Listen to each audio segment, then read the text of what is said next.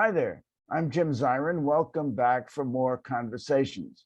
Today's conversation is about the coronavirus pandemic, COVID-19. Do we need a booster shot? Will the booster do us any good? Is there a waning immunity to the vaccines we've received? When are we likely to reopen the economy? If I've gotten a shot, do I need to wear a mask? We hope to get answers to all these questions. With us is Dr. Ian Lipkin from the Mailman School at Columbia University. He's a world-class virus hunter, and we're pleased to welcome Ian Lipkin back to the program. Hi, Ian. Thank you so much for doing this. And I think maybe we could start with the recent spike in cases we've been seeing. We've picked up about 150,000 new cases nationally in the last week, and about an average of 42,000 a day. What accounts for this? I think it's multifactorial, Jim. Delta has become the predominant strain now in the United States. It is anywhere from 100 to 1,000-fold more infectious, depending on who you listen to or who you read. Vaccination rates have continued to, taper off, though we were hoping that more people would become enthusiastic once the full approval came from the Food and Drug Administration. The people who are getting vaccinated against the original strains, based on the sequence data that we got way back in 2020, seem to still provide some protection against Delta, though they weren't designed for Delta. However, we're also beginning to see some waning of immunity. So people who were vaccinated in January and February of this year are beginning to see declining rates. That doesn't mean that they're going to have severe disease. Most of them won't, but that we're going to be looking at boosters sooner rather than later. Well, explain to us, what is waning immunity? We seem to be hearing a lot about waning immunity, and we're also hearing a lot about boosters. Everyone I know is rushing to get a booster. Is the vaccine doing any good? And if it is doing good, why do we need a booster? And why is the immunity it provides waning? So there are different types of immunity. We have the immunity that's conveyed by antibodies, neutralizing antibodies, which bind to the virus and prevent it from infecting you in the first place, and to some extent control its spread throughout the body. And then we have what we call T-cell immunity, which is where the immune system actually attacks infected cells. The majority of the severe disease that we see, we believe that we can continue to prevent with the original strategy of the prime immunization followed by one boost. But to really maintain those antibodies that are useful for preventing the initial infection in the first place, that immunity probably will require some additional boosters. The question is whether or not those boosters, based on the original vaccine design, are going to be sufficient. So all of the various manufacturers are now beginning to work on new vaccines that are based on Delta and others. Their challenge in part is that there's so many variants already and so many variants continuing to evolve that it's difficult to know where they should invest. But there's concordance across the spectrum now to suggest that Delta will surely be one of these things that we want to be able to tackle. Well, you were present at the creation of all this, almost at the creation. You were in Wuhan at the famous or infamous Wuhan lab in January of 2020. And you saw all this coming. In fact, you cried aloud. Did you anticipate that there would be a Delta variant and other variants? Is that something you expect? Well, let me modify that just a little bit. I was not in Wuhan in January. I was in Beijing and Guangzhou. I have been in Wuhan, and I've been to the Wuhan Institute of Virology. I think this virus has surprised us continuously, and I expect it will continue to do so. We knew that there was an opportunity for it to evolve and become more transmissible. But I don't think that we would have been able to say this mutation or that would have been more likely. So as I say, it's it's an unraveling picture.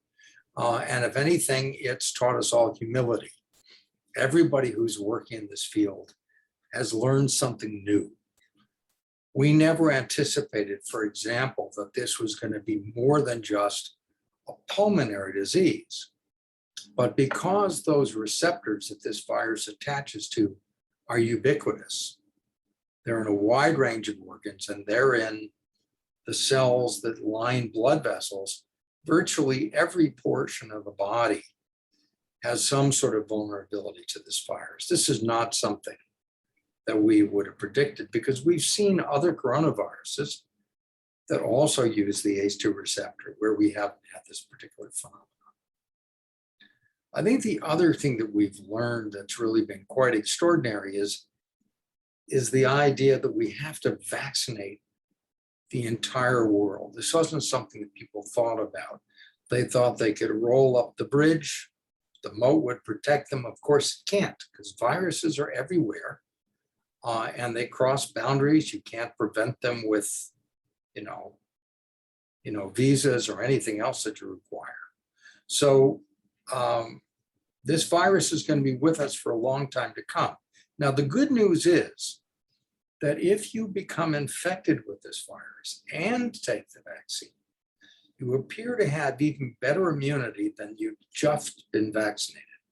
Now, that's not to say that we would recommend that people have vaccine parties like some people are talking about doing, because there's severe disease that can be associated with that natural infection. But it is true that as more and more people are becoming infected, as well as getting vaccinated, that there's a hope that we'll eventually get this thing under control. So that would be so-called herd immunity.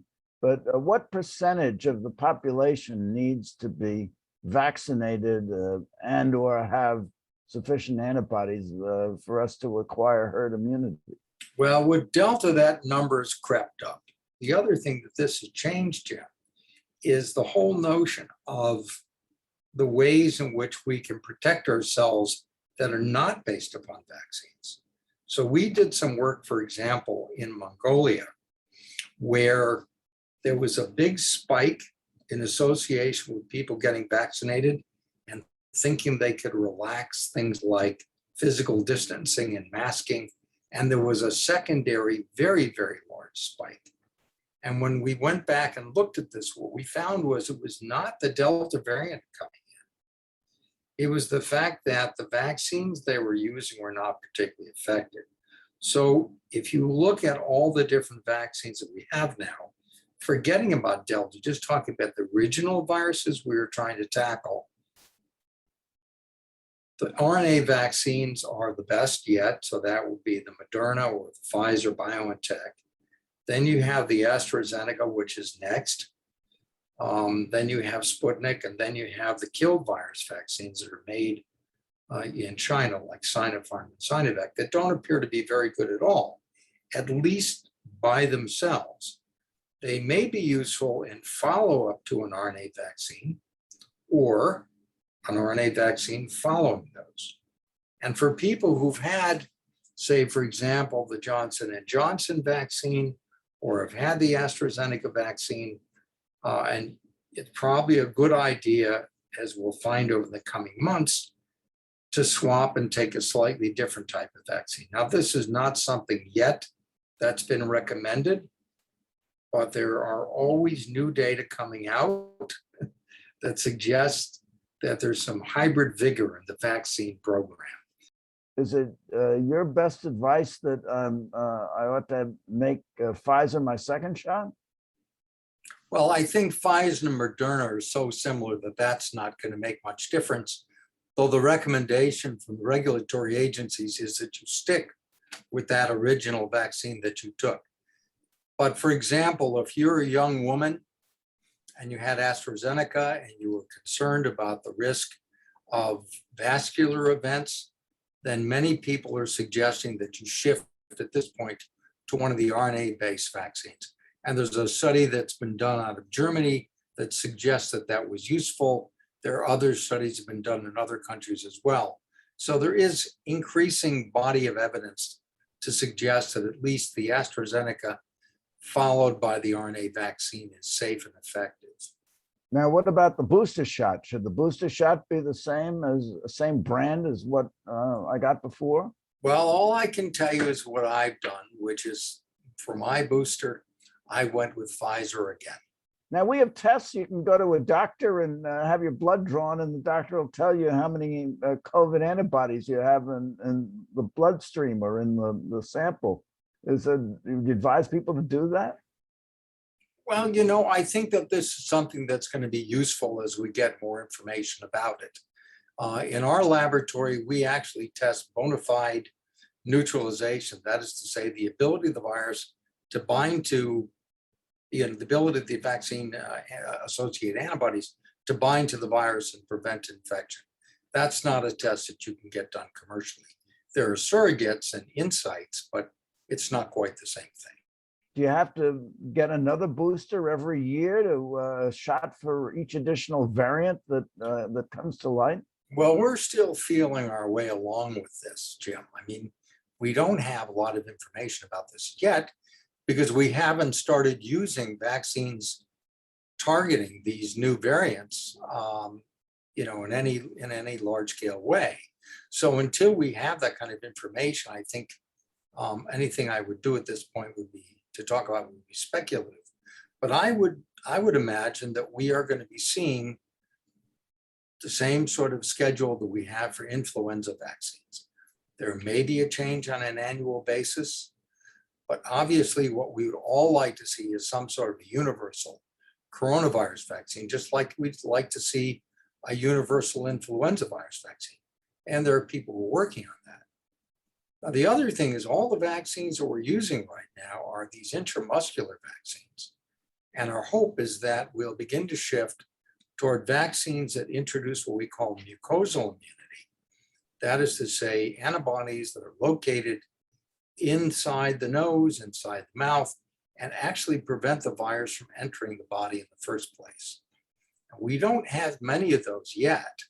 There are something like 7 out of 110 vaccines in process that are recognized by WHO that are specifically designed to create this mucosal immunity.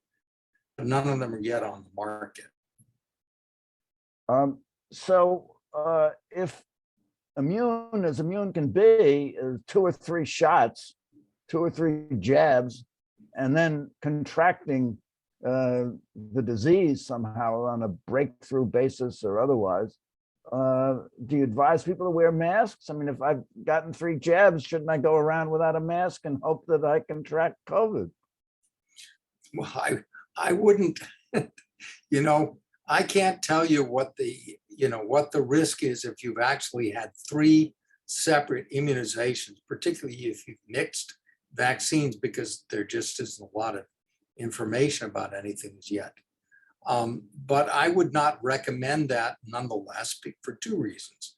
One, of course, is it's uncharted territory, but the other is that you could become infected, have mild disease, which is what we're seeing with many people who have Delta.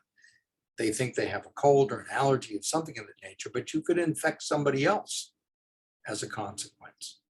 So your advice would be wear a mask.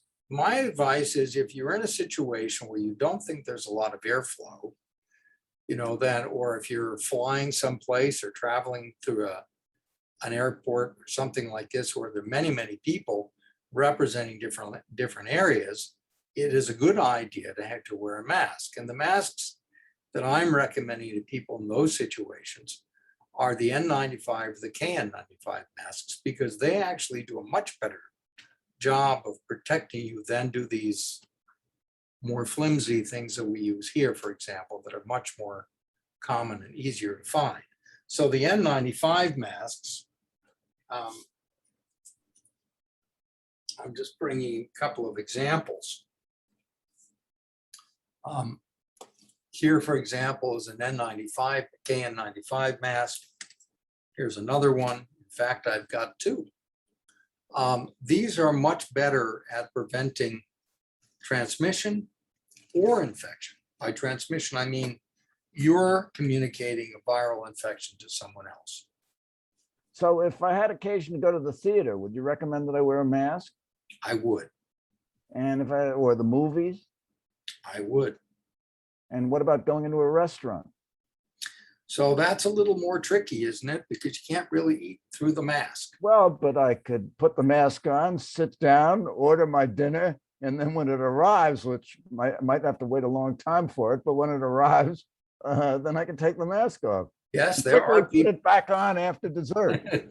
There are people who do that, but the other possibility is you select a restaurant where they have better ventilation.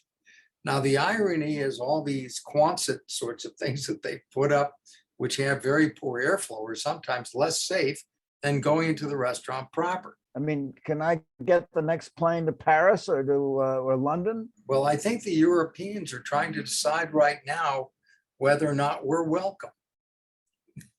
Well, we may be unwelcome for other reasons, but just from the point of view of the coronavirus. No, I'm serious because there's a, there was something that came out yesterday that's from the EU that suggested that, country by country decisions were going to be made about, whether or not people from the United States and elsewhere would be allowed in. Because once our case levels, rise to a certain point, we're a risk to them as well. So, and their vaccination program now, maybe in some countries, is better than the US. So it was very slow for a while in Europe, but they've caught up and exceeded us. Okay, so our goal is to open up the economy and be able to travel, go to the theater, go to the opera, people to go into offices. When do you think we'll achieve that? Well, I see that Broadway is open, quote unquote. I don't know what that's going to look like quite yet. I think we have to continue to push toward this elusive concept, this mirage perhaps. It's continuing moving off in the distance of herd immunity, but I think we can get there if we try. And we need to remember that we need to vaccinate the rest of the world because these variants are going to arise and continually challenge everyone. They're not going to remain where we think they're going to be, just like Delta came here and Lambda in South America may ultimately move north as well. It's very challenging. I agree. And we still don't have good drugs yet for preventing disease. But the good news is the vaccines. What do you mean by that? We don't have good vaccines? Moderna? And well, I'm talking about drugs. Oh, drugs. So if you become yes, if you become vaccines we don't really think of those as drugs. I guess you can, but we don't have, if you become infected, you have severe disease, we have steroids, but we don't really have much else right now. And the monoclonal antibodies that, are touted as being very, very effective are less and less effective against these new variants because in fact, they're like rifles. They're not like shotguns. If you get evolution of a specific portion of this virus, which makes it elude that monoclonal antibody, then you're not going to get much in the way of protection at all. Well, you have thousands of people in hospitals. In fact, I think in 5 states, they have only an additional 10% capacity for hospital beds, maybe in the ICU or elsewhere. So those people in the hospital, what is the most effective therapy that they can receive? Well, at this point, it's really just supportive therapy. We try monoclonals where we have them. There are some people who are still using convalescent plasma. We've done some work in Brazil that suggests that it still has efficacy if it's very, very high quality plasma, that is to say, very high concentrations of antibodies, not necessarily what people were using earlier on here, which was perhaps less effective. But as I say, we don't have a lot of drugs yet, which are very active against this coronavirus. Now, the other thing that people forget to think about in terms of the toll that this virus is taking on us. If you have a stroke or heart disease or some other reason you need to go into the hospital, they may not have the beds. So in addition to the morbidity and mortality associated with COVID itself, we have all the other consequences as a result of the strains on our healthcare system. So it's very important that people try to protect not only themselves, but one another, the community as a whole. And that's the argument for mask wearing. So let me ask you this. A lot of people talk about this. Many people received 2 jabs, say in the February timeframe, and they're contemplating the booster shot now.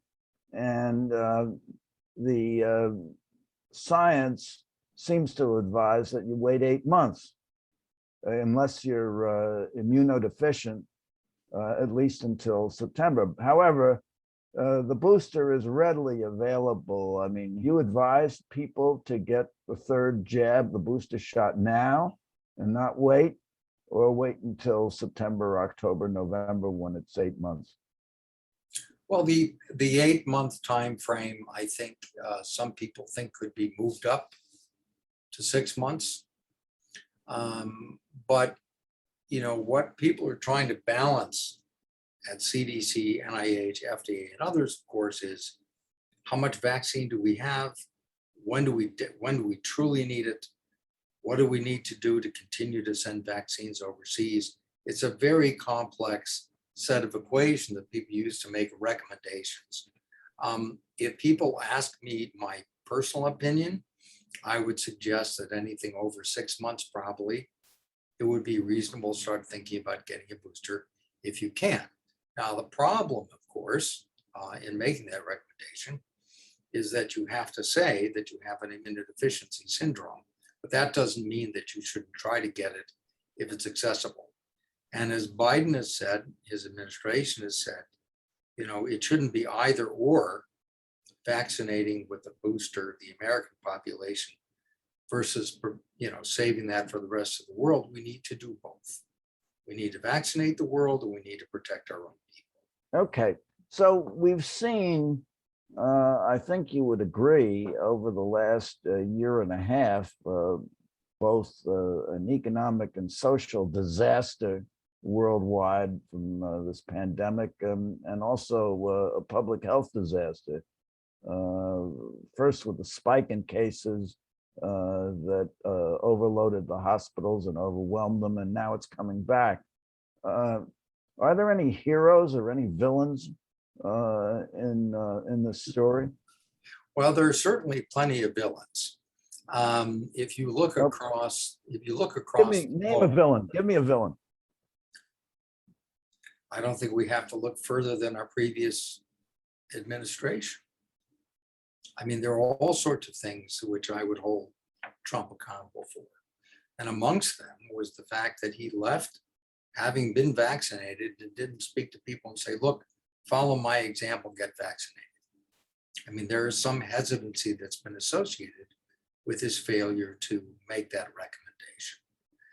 But you also have people all over the United States and around the world who have not shown what I think to be adequate leadership, whether we're talking about mask mandates or physical distancing, not discouraging large social events. All of these have contributed to this pandemic. In terms of heroes, you think about all the people who put themselves on the line trying to take care of people who were ill at the time when we didn't even have vaccines. That's not just doctors and nurses and respiratory therapists, but the people who delivered groceries, you know, who took care of our infrastructure, who cleaned rooms, who did all these sorts of things where they put themselves at risk. These are the heroes.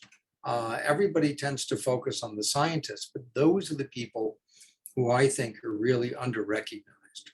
Our healthcare workers, our first responders, and our physicians. But in addition, you've got the people who were taking care of, you know, making sure, for example, the people who brought you meals, the people who kept, you know, the subways running, all of those kinds of things, putting themselves at substantial risk.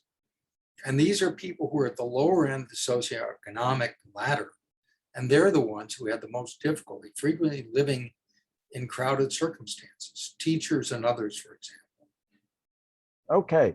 Dr. Ian Lipkin, this has just been marvelous. So I have a question for you, a final question, and that is, are vaccines producing only a waning immunity? You know, at some point, Jim, I think we're going to have a universal coronavirus vaccine. Promise me you won't hold your breath, but look forward to it with eagerness and anticipation. Well, I will continue breathing, but I will be eager and I will anticipate a very happy result for all. So, Ian, thank you for coming by. You're always terrific. And thank you for coming by. Tune in next week for more conversations. I'm Jim Zirin. Take care, be well, and all the best.